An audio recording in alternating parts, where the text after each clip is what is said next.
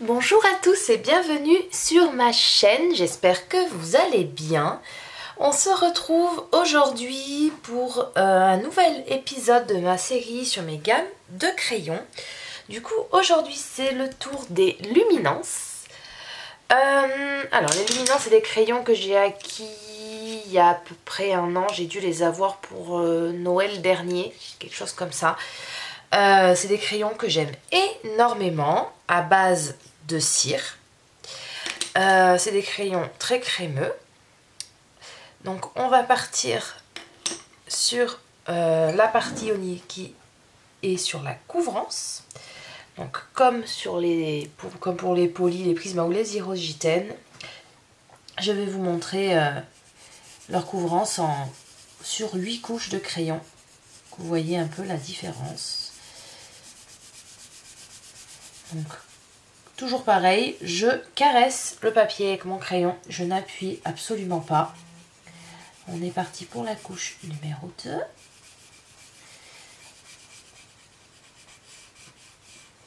Puis la couche numéro 3.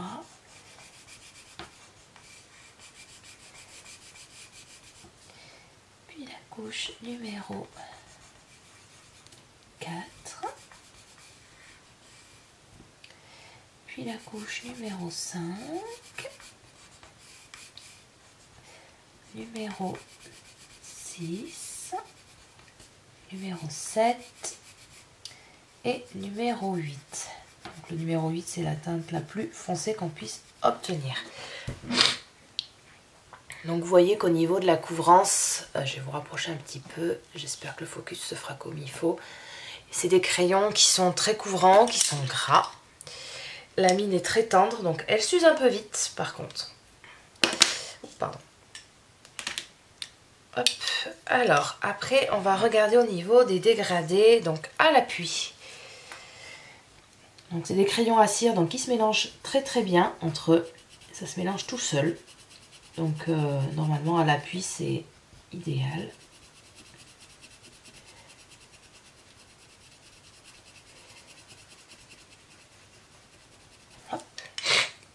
Je m'excuse, je suis toujours un peu malade, donc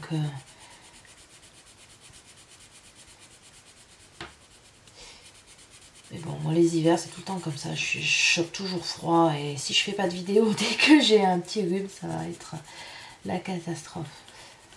Hop.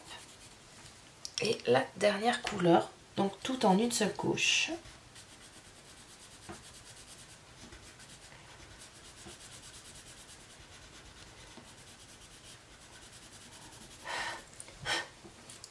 Donc voilà, donc vous voyez à l'appui, les couleurs se mélangent toutes seules, c'est pas du beurre mais presque. C'est pour ça, c'est des crayons qui sont exceptionnels. Ils se mélangent mais c'est bien, enfin à mon goût à moi, bien mieux que les prismas qui pourtant ont cette réputation là. Ensuite on va partir en couche par couche.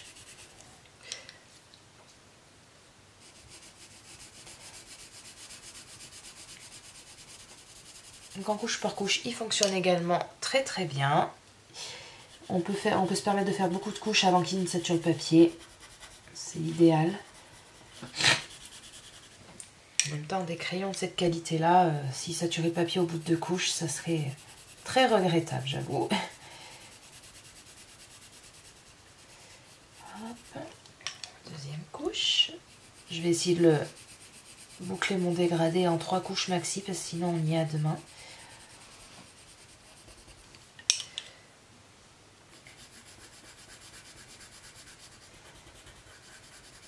Vous voyez déjà le résultat en 2 couches, il est très très bien.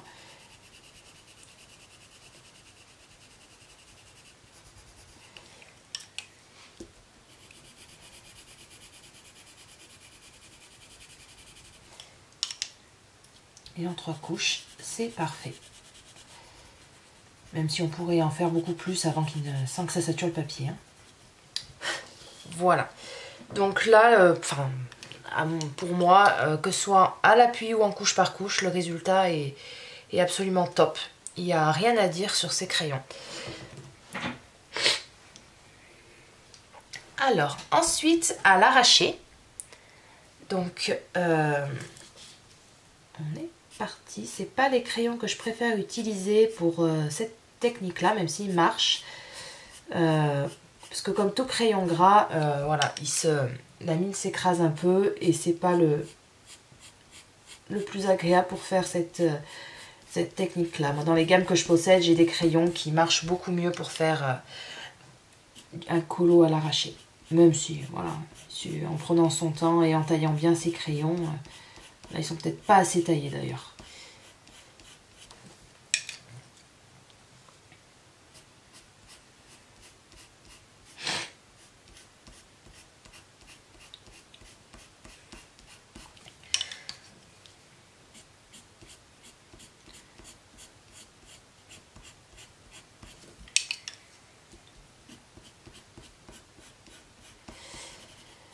Voilà, donc c'est vrai que pour l'arracher, je préfère le résultat des polis ou des Irogitènes. J'avoue que pour l'instant...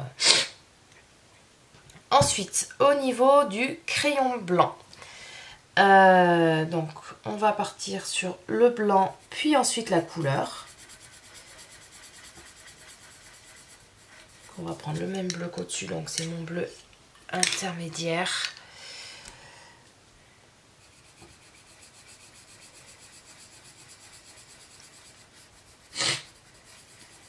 Voilà, ils sont tellement pigmentés que on voit, ça éclaircit dans ce sens-là, ça éclaircit à peine la couleur parce que le bleu va venir recouvrir le blanc sans trop l'atténuer. Vous voyez, par rapport au poli où on avait une réelle différence, Prisma pareil.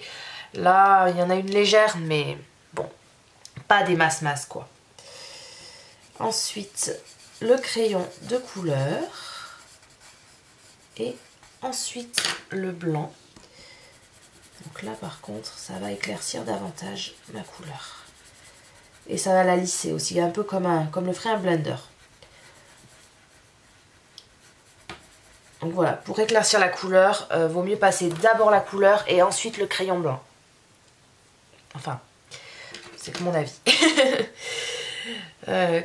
Comme toujours, hein, ce que je vous dis dans ces vidéos, c'est que mon avis personnel, c'est pas une vérité absolue, c'est juste que je vous partage mon avis sur les crayons que j'ai et sur les impressions que je peux avoir avec. D'autres personnes peuvent avoir des avis complètement différents. Donc, voilà.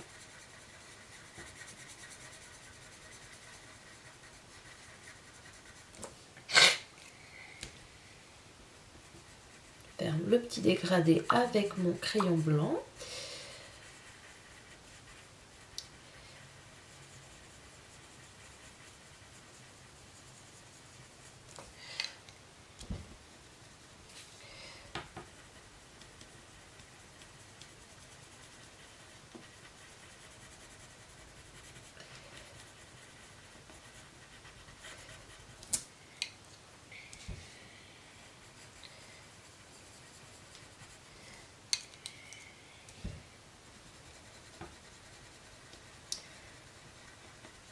Vous voyez, on n'a aucun pic... On n'a aucune difficulté à déplacer les pigments bleus vers ma zone blanche. Les couleurs se mélangent très très bien. Voilà. Donc voilà pour le dégradé avec le crayon blanc. Sans coloriant à sec, sans blender ou quoi que ce soit, on arrive à avoir un résultat très très joli et très lisse aussi. Ensuite, on va parler du crayon noir. Donc le crayon noir de chez Luminance est très très bien. Même si moi en général quand j'ai besoin de crayon noir ou de crayon blanc, j'ai des chouchous que je n'utilise pas forcément celui de la gamme avec lequel je travaille. Mais ça dépend un peu des résultats que je veux obtenir. Mais il fonctionne très très très bien. Hop.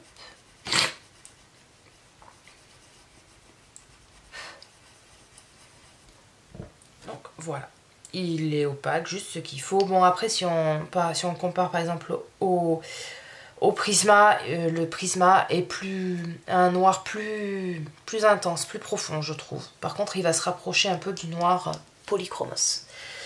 Ensuite, on va partir sur le dégradé avec le bleu.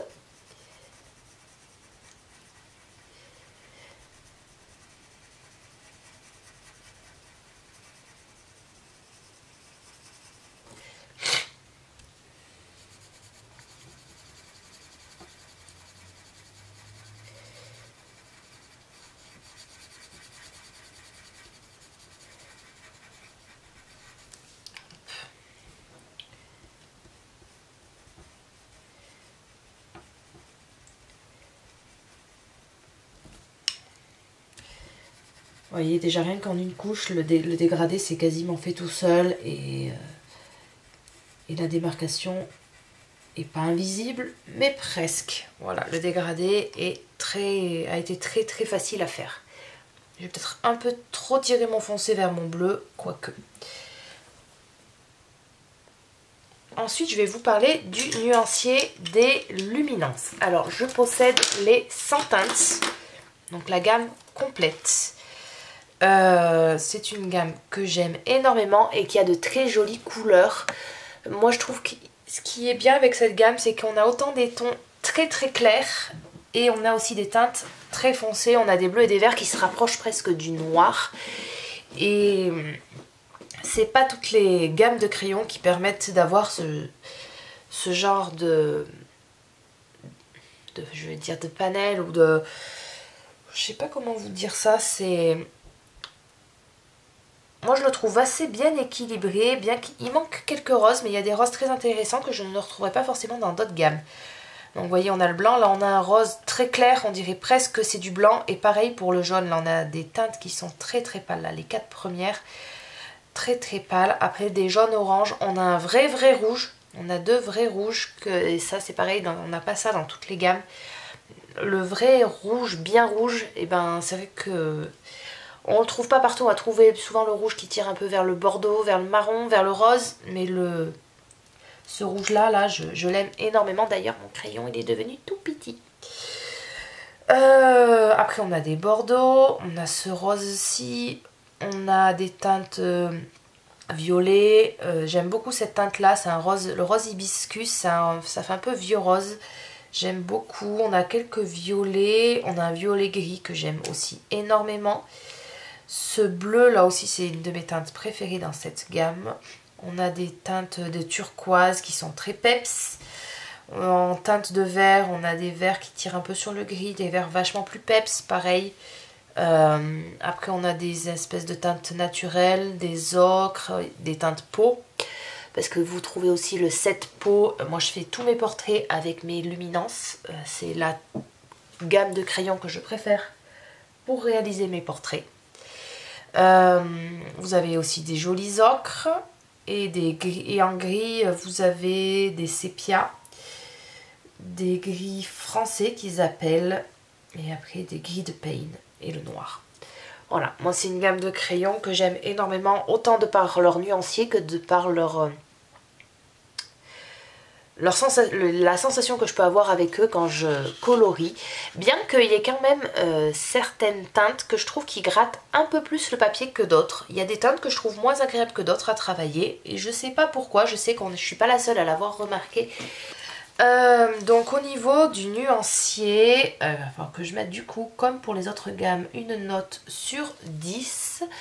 Alors il y a 100 teintes, j'ai des gammes qui ont beaucoup plus de crayons que ça, donc le nuancier bien que très intéressant et très complet, il me manquera des fois quelques teintes également, donc je vais quand même mettre la note de 9. Voilà, un nuancier que j'aime énormément et que je trouve très joli, bien qu'il me manque quelques teintes. Ensuite je vais vous parler, comme pour les autres gammes, de l'aspect du crayon. Alors, le crayon, c'est un crayon qui est assez gros, qui est assez rond. Enfin, il n'est pas assez rond, il est rond. Donc, on retrouve la marque Luminance 6901, la teinte du crayon en bout, parce que le crayon est couleur bois, avec le numéro et le nom de la couleur qui est en français et en anglais. Voilà. Moi c'est des crayons que j'aime énormément, c'est des crayons que je trouve très jolis. Donc au niveau de leur aspect, autant par la grosseur que l'aspect qualitatif, etc. Comme pour les polis, pour moi c'est des crayons parfaits. Ils font partie de mes gros chouchous. Donc voilà, autant sur l'aspect esthétique que la sensation que je peux avoir quand je colorie avec eux. Voilà, c'est des crayons que je trouve absolument top. Comme pour les polychromos, les trouver à l'unité, c'est très facile. On les trouve au Géant des Beaux-Arts, dans plein de magasins d'art d'ailleurs. Au Géant des Beaux-Arts, on trouve toutes les teintes à l'unité très facilement. À l'unité, ils sont assez chers, je suis allée voir tout à l'heure. Sur le site du Géant des Beaux-Arts, leur prix à l'unité, c'est 3,95 € le crayon.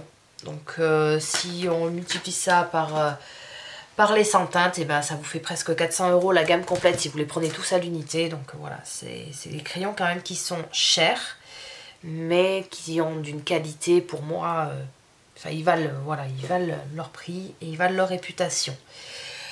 Au niveau du prix et du nombre de crayons, donc la gamme complète fait 100 teintes. J'ai regardé que ce soit sur le Géant des Beaux-Arts avec le coffret en bois, les 100 teintes est à 374 € ou les 100 teintes sur Amazon, je vous mettrai le lien en barre d'infos, dans la boîte, pas le coffret Prestige en bois, dans la boîte on va dire standard en carton, ils sont à 348 € les 100 teintes. Donc ça vous fait le crayon qui vous revient à 3,48 €. Donc voilà, même s'il n'y a que 50 centimes d'écart à peu près, ça reste quand même plus intéressant de les prendre en coffret plutôt que les prendre à l'unité.